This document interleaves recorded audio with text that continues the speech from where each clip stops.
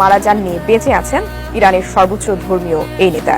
কিন্তু এই গুঞ্জন আসলে কতটা সত্য? সত্যি কি বেঁচে আছেন খামেনি? বিস্তারিত জানাচ্ছেন মেহেদী হাসান।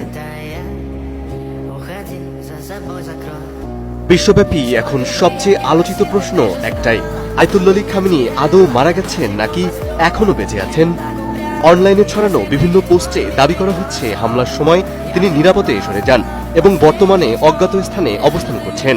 এসব দাবিকে কেন্দ্র করেই তৈরি হয়েছে ব্যাপক বিভ্রান্তি। এই বিভ্রান্তির সূত্রপাত ঘটে গেল 28 ফেব্রুয়ারি ইসরায়েল ও যুক্তরাষ্ট্রের যৌথ সামরিক হামলার পর। এর পরপরই বিভিন্ন গণমাধ্যমে দাবি হচ্ছে ইরানের সর্বোচ্চ ধর্মীয় নেতা আয়াতুল্লাহ আলী খামেনি নিহত হয়েছেন। তবে সেই খবর ছড়ানোর কিছুক্ষণের মধ্যেই পাল্টা গুঞ্জন ছড়াতে থাকে যে তিনি এখনো বেঁচে আছেন। সামাজিক যোগাযোগ মাধ্যমে ছড়িয়ে পড়া কিছু ছবিকে কেন্দ্র করে তাতে দেখা যায় খামেনি এখনো জীবিত আছেন এবং তিনি বর্তমানে সাহারা মরুভূমিতে অবস্থান করছেন। ইসলামী রীতি অনুযায়ী দ্রুত দাফনের নিয়ম থাকলেও খামেনির জানাজা বা দাফন নিয়ে এখনো দৃশ্যমান কোনো আয়োজন সামনে আসেনি।